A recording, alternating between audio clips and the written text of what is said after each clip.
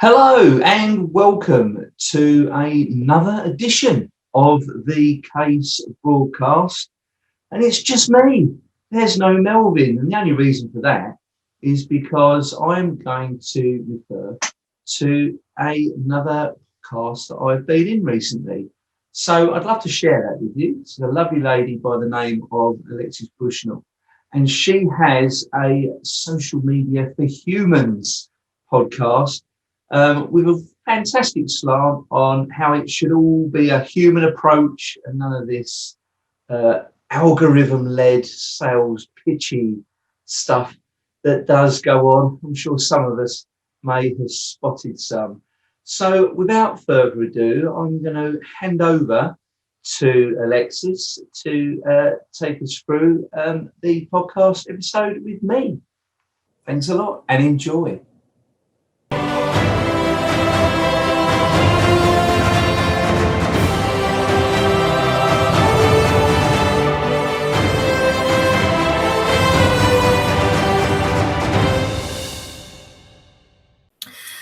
Hello. I am here with lovely Patrick. Would you like to introduce yourself?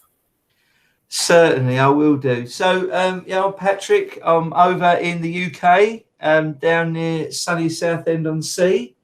And I've got a business that I run as a cost consultancy, which is Simplies. And I'm part of a mastermind group called CASE Mastermind. And we run a monthly workshop and a monthly broadcast as well. Mm-hmm. So you've kind of got your finger in quite a lot of pies. I spin a few plates, but not too many now. I used to spin a lot more, but we live and learn, I think. Yes.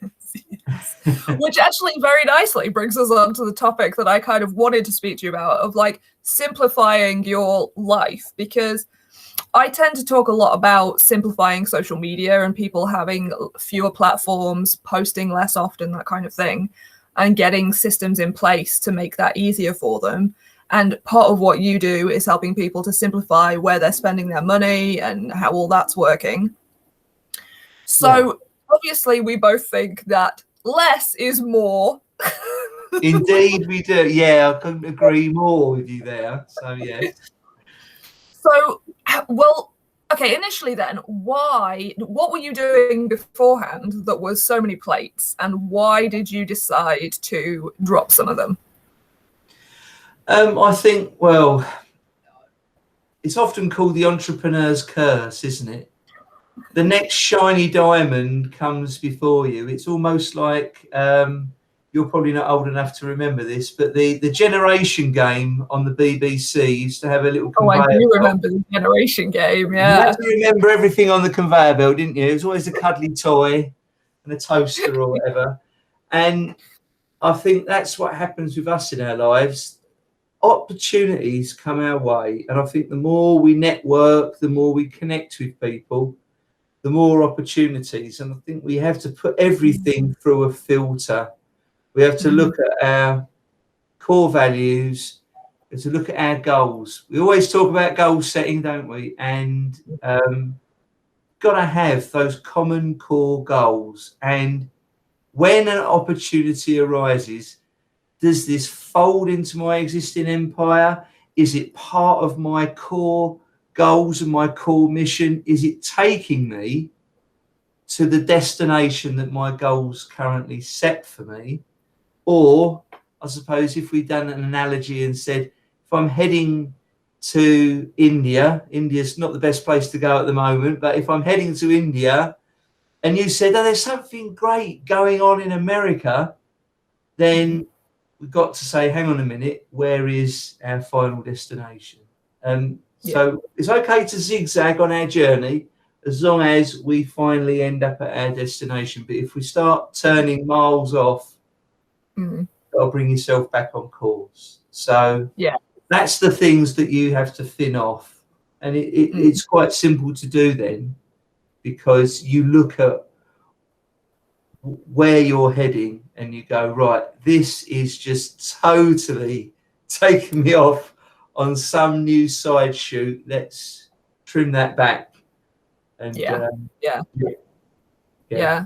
I think that happens. It happens so often with like new social media platforms, and I've noticed this a lot when Clubhouse launched, and suddenly everybody who's on iPhone was on Clubhouse, and it's suddenly everybody is doing Clubhouse stuff every day, and they're trying to add this to all their standard social media posting and stuff, and then they're going, God, I'm exhausted. I haven't got time. I'm so behind. I'm thinking, well, you don't have to go in all guns blazing with everything. You know, you can wait. You can hop on every now and again when you find yourself with some spare time. You know, you don't have to leap in with both feet immediately.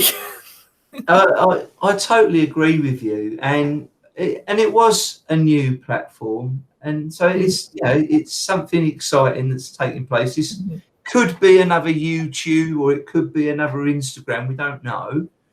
And I mean, very fortunately, I think for me, I've got an Android phone, and I've never had. I'm going to get controversial on your podcast now. I've never had an Apple product, because I never liked the fact that, who was the guy at Apple? It was Steve Wozniak, wasn't it? Is that right? Wozniak? Are we talking other than Steve Jobs? Yes. I think it was Wozniak, and he went to Steve Jobs. He was like one of the chief engineers, and he said, oh, we've got to get these things to interface with, you know, other general computers. And he pretty much said, well, we don't want to. We want everybody to be exclusive Apple, and we don't want to work with other products. And I've never liked that philosophy. And they may have changed now, but I've never adopted their products. And the fact that Clubhouse become exclusive like that, it put me off to a degree. And I know they were beta testing. And there are opportunities there, because a lot of high profile social media figures, you know, Gary Vee and the gang were there, and you could probably end up going in a room and having a conversation with one of them, and there was a chance you could connect, etc. So good reasons, but that's all I ever heard was people said, yeah, I love Clubhouse and I've been on it for, you know, 15 hours. It's crazy. It definitely sort of it landed with a bang. And I would say I have heard very little talk about it the past week or so. We are filming this towards the end of April for people listening. Maybe it has surged. But yeah, it was interesting. And on the sort of the Apple sort of Android debate, I am definitely Android. And I always thought I was going to be like an Apple person. And when I was younger, one of my friends lent me their old iPhone to try before I invested in a very expensive iPhone. And I was so excited. I was like, yes, finally. Yes, this is amazing. Hated it. Could not use it. Threw it in for a week. Never gone back. Oh, wow. Okay. Now I'm getting controversial. The thing is, we can't knock them, because, I mean, you know, Apple, they innovated loads of new products and paved the way with smartphones, everything else. I mean, you can't knock them for that. Yeah, and their advertising is absolutely exceptional, you know, and their messaging, etc. But core values probably need addressing, I would say. That's what it is. Yeah. Take a look at those, please, Apple. Yes.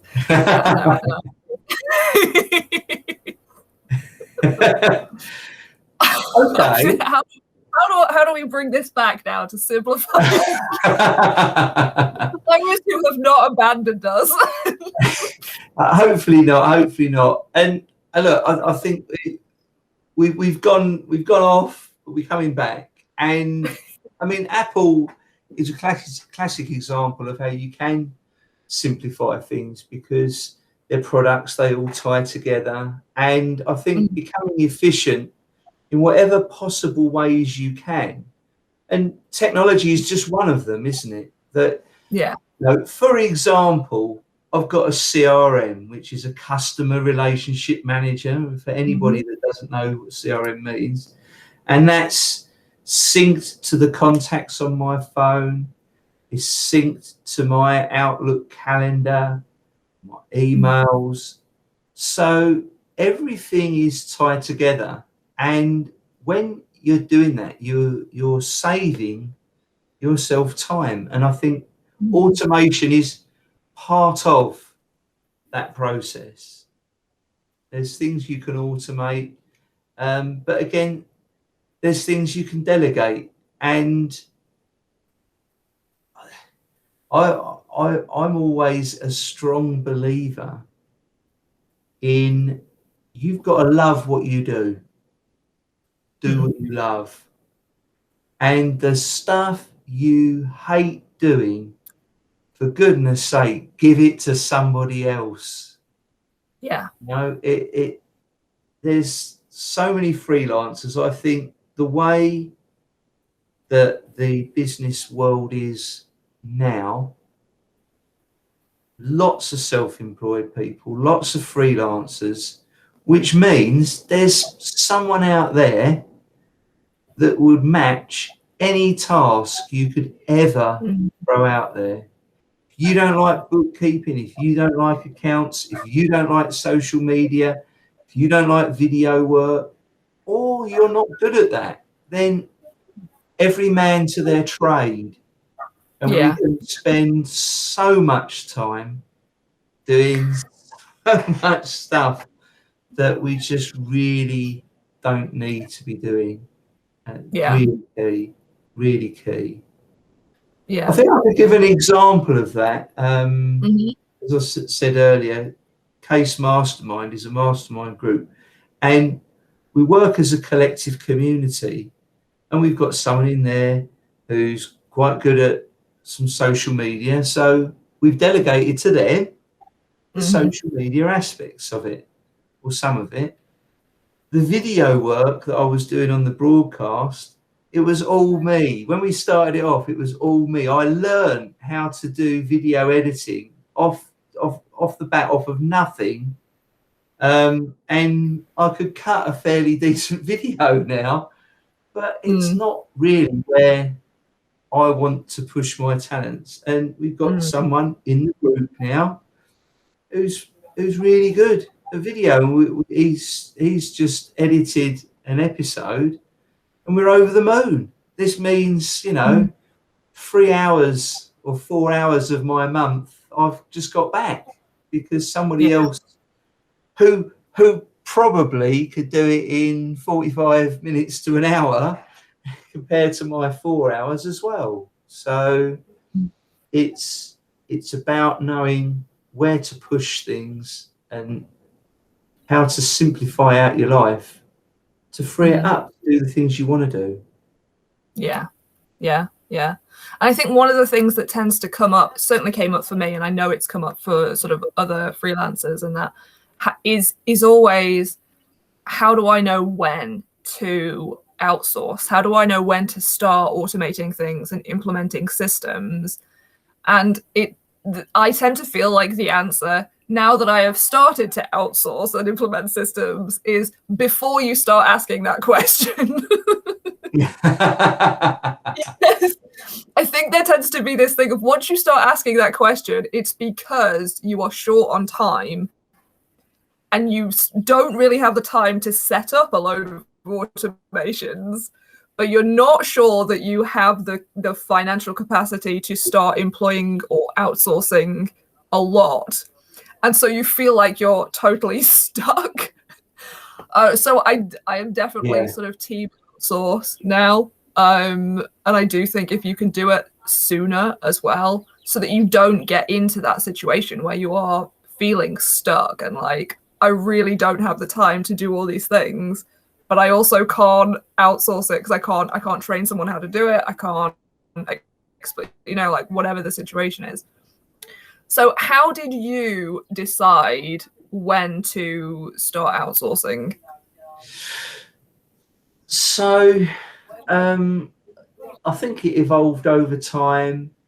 You when you're, you know, running around, you've got so many things to do, and you can't do the things, one, that you want to do, and two, that you need to do as well.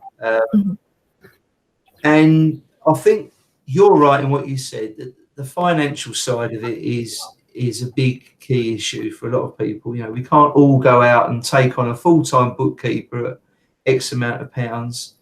We've got places like Fiverr on the internet, which is spelt Fiverr, I believe, fiverr.com. And there's various other websites such as that where you can delegate, and that can be quite minimal rates. And be careful where you delegate. You know, interview people. It's like interviewing people for a job. That may take a bit of time, but if it's somebody that you can then build an element of trust with, that's the key part. We've got lots of VPAs around now, which are virtual personal assistants. And though they may charge, you know, anywhere between 20 to 30 pound an hour, generally in the UK, and we think that's, you know, that's a lot of money, they can do a lot in that hour. You mustn't forget that. What we can do in an hour, you know, they can probably do in 20 minutes sometimes. So it's knowing people's skill sets, using those skill sets. There's VPA agencies now that can put the right people in front of you for certain tasks. And again, overseas VPAs as well. These are people that you might be paying them $5 an hour, but to them that's huge money. So you're benefiting these people because that's good money where they're based, and you're giving them work. So I think you've got to find the right ethical and moral principles around that. But there is a way to do it, and if you pay people fairly, then there's lots of options open to you. And as I mentioned to you earlier, I've only just recently finished Tim Ferris's 4-hour work week. I mean, that book is absolutely filled with, and it's an audio book, but it was filled with web references to different other companies where you can delegate and use services. I mean, it's a bit strange to listen to an audio book when someone's reading out web addresses, which probably could have been a bit more thought out for an audio book. But you know, a real eye-opener. I learned a lot there. But I think a personal assistant is your starting place, because very often I'll say to my personal assistants that I have, okay, I need to delegate this. Can you find me someone? And I'll give them the task of finding someone to do that. So what you're doing is you're leveraging your time. And as long as you give clear, concise instructions, which I've learned from experience, you've got to be a bit clearer sometimes than what I can be. As long as you make that clear what you want, and I think you've got to also drop your bar of perfectionism and allow somebody else their own level of creativity. I know I read a book on General Eisenhower from World War II, and it was, you know, him going through the wars. And there was another general called General Patton, which is also a very famous general. And Patton got a lot more done than all the others put together.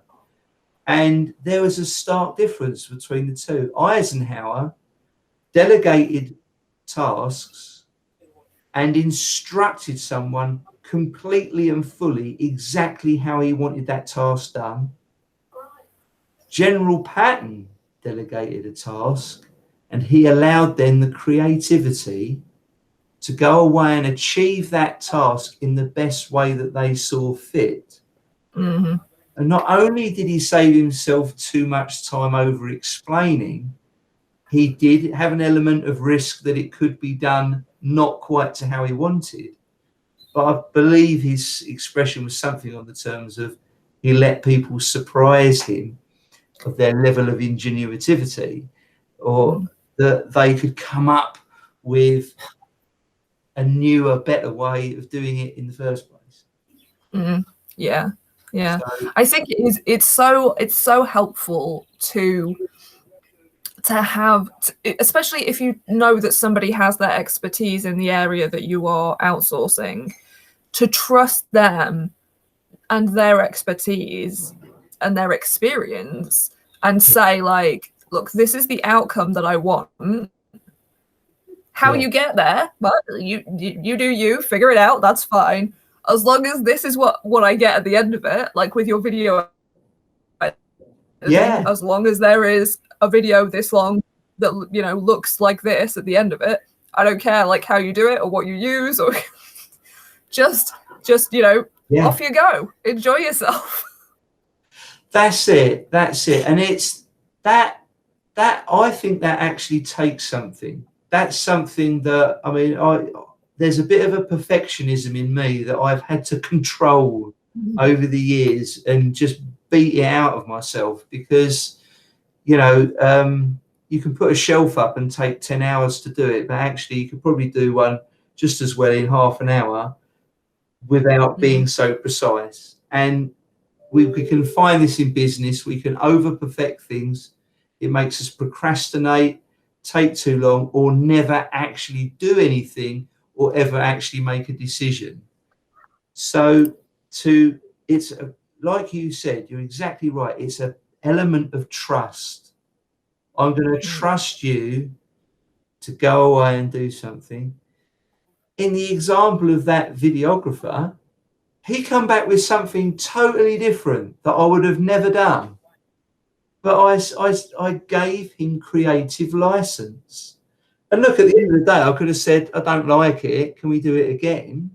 But I said, that's great, because that's not what I would have ever thought of. And when that comes out, we might get some strange feedback from it. We might get some really positive feedback, but we don't know. It's something new and different. And I think we've got to dare to be different, dare to change. Us human beings hate change, but we should embrace it, because change has only brought evolvement for the human race. So we must always be willing to change, because someone may just well come up with something that makes our lives 100% better. You've got to be open to that. Yeah, it's true. And you do, like you say, you have to be open to trying new things. And I think especially in business, you've got to be able to even when it comes to automating stuff, trying new software, it's always a risk that you're not going to get on with that software. And you do have to have that ability to be like, well, I'm going to try it, and if I hate it and it doesn't work, I'll try something else. But you do have to sort of keep taking those risks. So yeah, it's something that I have sort of had to learn as well, because I do have a lot of that perfectionism in me as well. And to learn to sort of take those risks and be like, well, if it doesn't work out, it doesn't work out. Well, we'll learn something from it. It is so important in business, especially. Yeah. I mean, I've heard it said a number of times that I've never made a bad decision, but it's actually true. We've never made a bad decision, because when we made that decision, we made it based on what we knew at the time. And we'll make a decision and we'll do something, and we might find out later that we could have made a better decision than the one we made. But without first making that decision, that's where we can lose out. And I think a big learn for me was the phrase, ready, fire, then aim. We often ready, and then we'll aim a bit more, and then fire. But actually, You know, let's take the analogy of firing a gun. If you just fire at the target and you see you're an inch off that way, well, then just adjust your shot next time an inch in the other direction, and you should hit the bullseye. So the guy that spent half an hour aiming it up, the other guy who's fired 2 or 3 shots, he's hit the bullseye already. So, you know, we've got to be willing to make a few little mistakes, because actually, when we do, people are very forgiving. I've made loads of mistakes. I've made loads of mistakes on social media and done controversial things. People haven't held that against me till the end of time. And you've just got to be willing to go, be transparent and say, well, hey, this is me. Yeah, we're getting it. We're mixing it and matching it and going along the way. But we advance much quicker, much quicker. Can I give you a story that's a really good analogy? Oh, I love a story. Yes, go. Okay. So for a time, my current wife and I, we lived in what's called a 5th wheel trailer. So it's like a caravan on steroids. If you look it up online, it's like a lorry back that hitches onto the back of a pickup truck with a hitch point on. They're huge and massive. The sides come out they're luxury. We loved it. And we went, we got it taken away, or well, we took it somewhere. And they were doing some work on it. We actually got a tumble dryer and a washing machine fitted in this thing. And that was a challenge. They didn't think we could do it. We did. And we'd done all this work on there. And we were talking to the people about these things. We learned a lot about 5th wheel trailers when we were looking for one. And we come across someone, because I've got a manufacturing background, and manufacturing in the UK is, if we've got a new idea to change something, well, that has to be sent to the planning department. Then that has to be signed off by an engineer. Then it has to go to the drawing office to then approve that drawing and that design. Then we'll probably have to have a committee meeting about it, blah, blah, blah, around the circles. 6 months later, your idea might be embraced. And this guy worked in a UK-based company, and he said it was a nightmare to get anything changed. And he went to work in one that was over in the States. And they were in this thing, and they said, well, how about we change this bit here, we move this here? And the guys were going, oh, yeah, that's great. And they're writing it down, you know, fag packet drawing, as we used to call it, you know, just scratching it out on a notepad. And he said, okay, I'll be back in a minute. He said, where are you going? He said, well, I'm going to get it done. I'm going to get someone to make it up.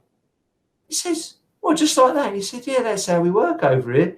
And they literally went away, and within several hours, they were patching something up in this thing and going, yeah, that's great. We like that. Oh, well, what we do, we change this bit, we do that bit. And he said, within a day or two, we totally redesigned this thing. And in the UK, it would have took 6 months. What works better? And what country was always renowned for being the most industrious in the world? It was the States. Stop filling things up with red tape and allow that freedom of creativity, and just be daring and say, this is a change, let's make it now, and then see what happens. Because you can always undo these things anyway. Stitches in clothing can always be unpicked, isn't it? You know? And you learn so much more by doing things. You know, you really do. If I would say I'm a book learner. I learn quite well from like watching a video, reading a book, you know, listening to a talk, something like that. But I still learn a lot more just by implementing it, because that's when you then start to understand how it works, and also what works for you. And because you can listen to somebody talk about, like, this is how you can implement this social media strategy, you can use this tool, but until you actually try it yourself and you're using it, and you don't realize which bits are working for you which bits aren't working for you, why those things aren't working, and you can't then adjust for yourself and for, you know, what's going on with your business or your life or whatever. So you do have to try stuff and just be like, right, okay, we'll figure it out as we go along, because you really do learn so much more just by doing stuff. Yes, absolutely. You really do. And you know, I think when you've got to delegate things off or whatever you do with them, you've got to have an understanding of the process. But I'll never say you need to fully understand it all. As long as you've got the basic knowledge, so you can at least check what somebody else is doing or what the system that you've automated is doing, and a way to check on that as well. I think that's key with automation, that whatever that process is you've got set up, you need a way to be able to check in on that, you know, especially if you've automated emails. Make sure that you send a test one to you and things like this, because there's nothing worse than it comes out with hello bracket name rather than your name. It's like, oh, okay, you just sent me an automated email. It just makes the whole thing, you know, tears it all down, doesn't it? So you just got to make sure the I's are dotted and the T's are crossed in the right places, definitely. But you know, that book, The 4-Hour Working Week, it's just took me to another level to see where life can be so changed. I think one of the keys also is to schedule your day. I live by my schedule, and that doesn't mean that my schedule controls me, because I control the schedule. So you have to make it have an element of flexibility, yet within that you've got to set tasks and time for tasks that they're going to take, so you do them within that time, because it is so easy to overdo a task, and you've got to be reasonable with yourself, and you've got to allow yourself downtime between tasks as well. But that improves efficiency. I take so many more breaks now, because I found the more breaks I take, the more refreshed I am when I come back. You know, I had a break before we recorded this podcast. I wasn't going to go from one task and then come into this. I wanted to come into this fresh with a clear mind. And it's so much easier to do things then. And referencing another book, there's a book called The One Thing.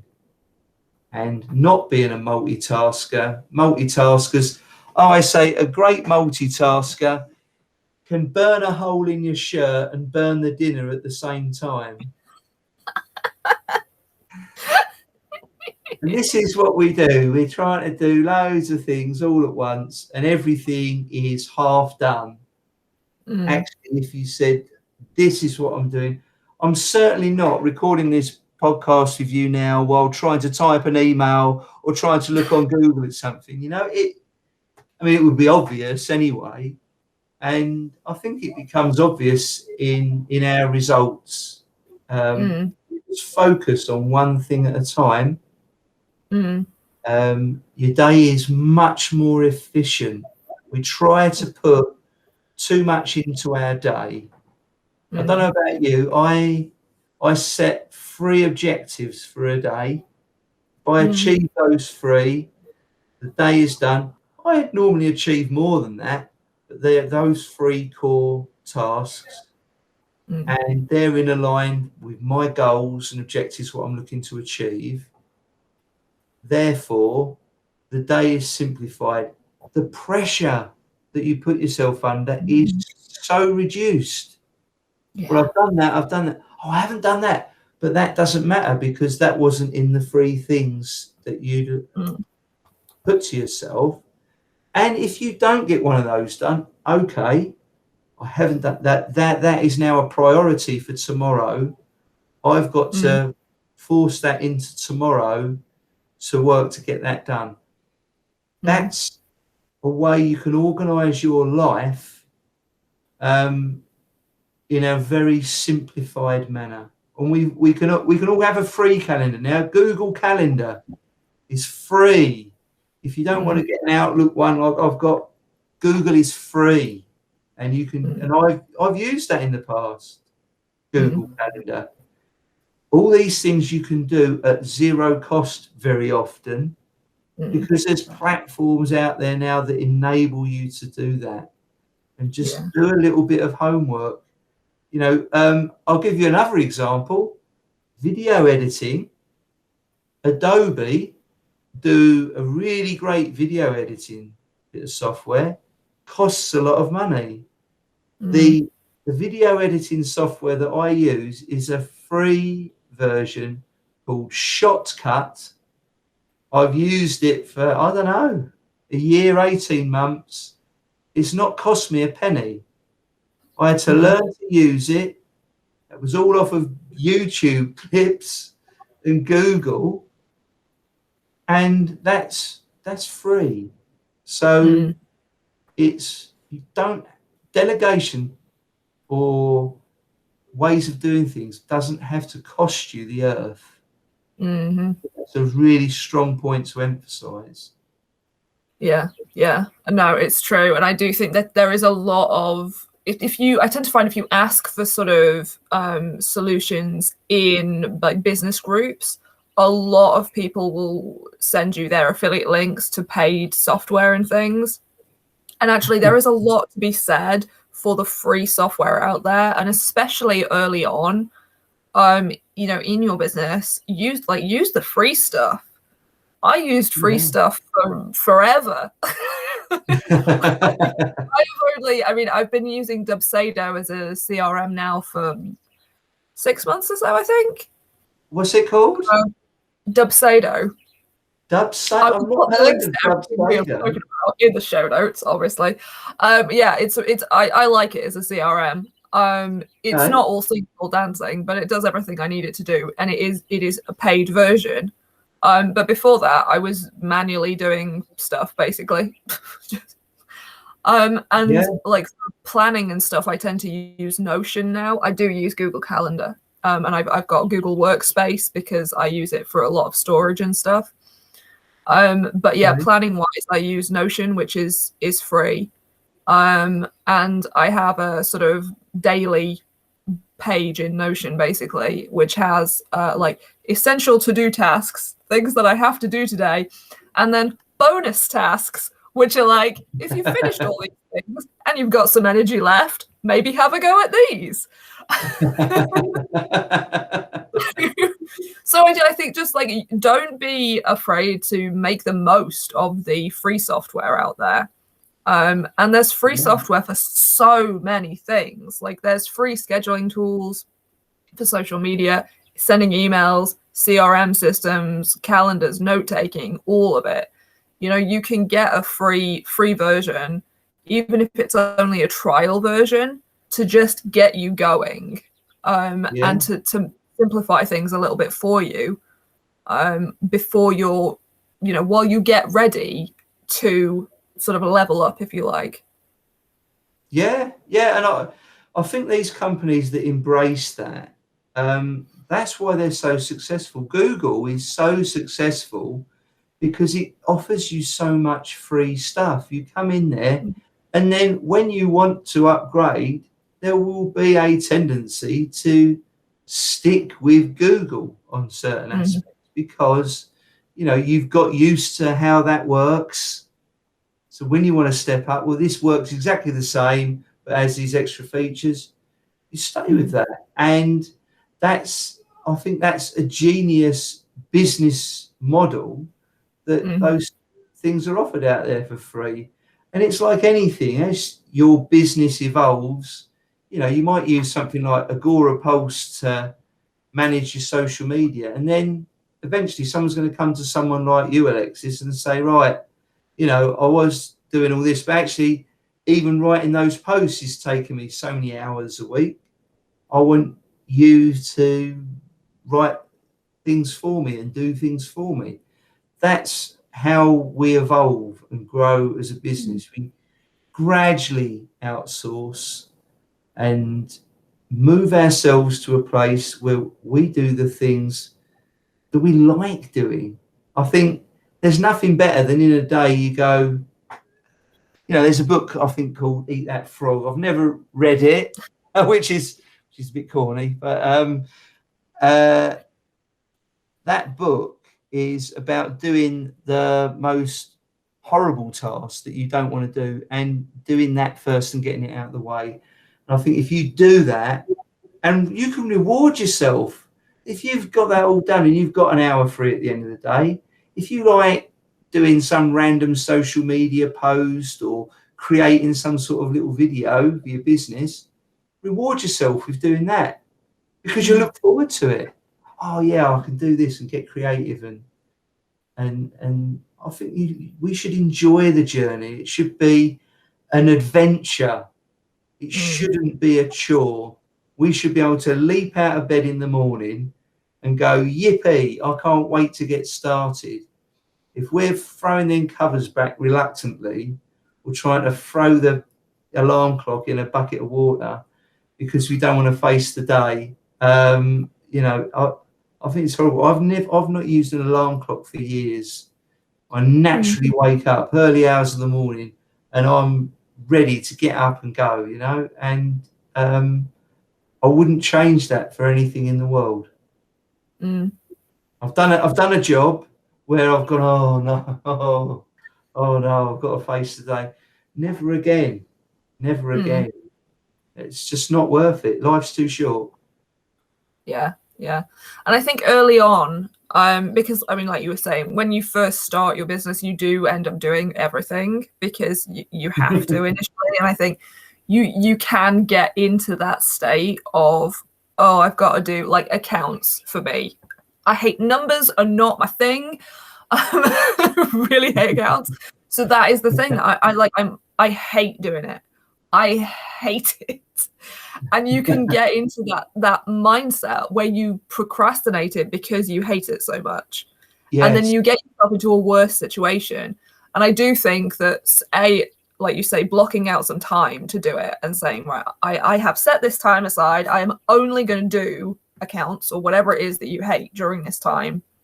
Yep. And then once I finish that time, I can forget about it, is really helpful. And also looking at what options there are, preferably for free, to help you with whatever it is that you hate doing. Because even early on, I think you do have to do those things that make you think, oh, I really don't want to do this. But trying to make it a bit easier for you so that you're not procrastinating it and making it even more difficult to do those things, and inevitably taking up a lot more of your time because you are putting it off, and also probably putting off doing other stuff because you feel like you should be doing the stuff that you hate. Can you tell I'm speaking from experience? It is so important. It makes such a difference to find tools and things that help you to make that easier, whether that's sort of a free bookkeeping software, or you know, finding a trainee bookkeeper maybe who will do it at a lower cost, or you know, whatever sort of system it is, or even downloading like a free bookkeeping template from the internet and putting your stuff into there to give you some starting point.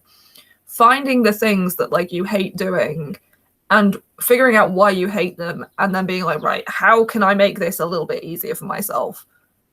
Yes. And at a lower cost is so, like, it makes such a huge difference, and it means that you can start focusing more and enjoying the rest of your work time as well.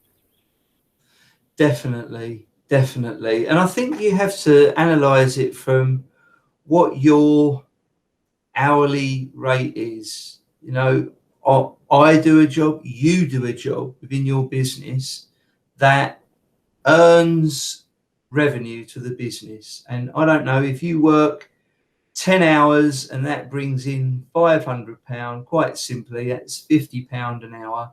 So your charge out rate is £50 an hour.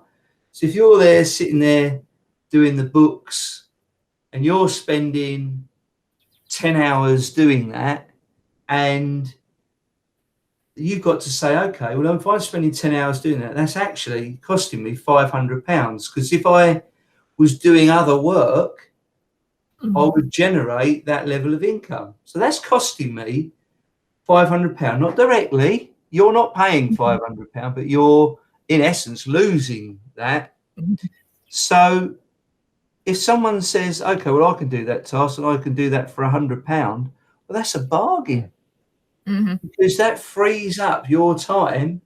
So you have to look at it from that aspect of your charge out rate. If I'm going to go and wash my car and that takes me an hour and my rate is £50, let's say, well, that's just cost me £50. So if someone says, well, I'll do that for you for even £20, you might go, £20 to wash my car? Actually, that's more cost effective. It takes me an hour to cut my grass. That's £50.